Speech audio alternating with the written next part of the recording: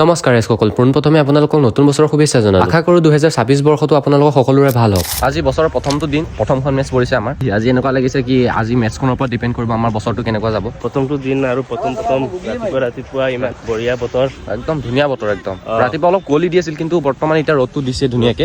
Match খেলিবৰ কাৰণে perfect weather. আজি আমাৰ ককাইদেউ আজি আমাৰ অপনেণ্ট টিমত আমি ভালকে খেলিবা ভালকে আৰু খেলিব হেপী নিউ ইয়াৰ।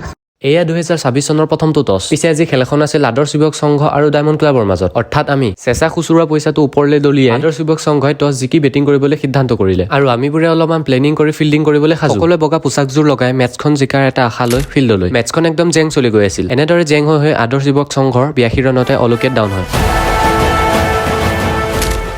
অপেনিং আমাৰ মানিক দা আৰু জিত ডাঙৰীয়া গৈ মেচখন কিছু সময়তে শেষ কৰি থৈ আহিলে। শ্বৰ্ট কেইটা ক্লিপ কেইটা চাই বুজিছেই নহয় চাগে মেচখন কিমান সোনকালে শেষ হ'ব পাৰে। এনেদৰে আজি প্ৰথম মেচখন সমাপ্ত কৰি ঘৰলৈ বুলি ফাইনেলি প্ৰথম মেচটো কমপ্লিট হৈ গ'ল ন।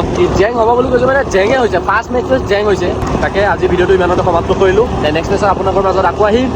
আজিলৈ বিদায়।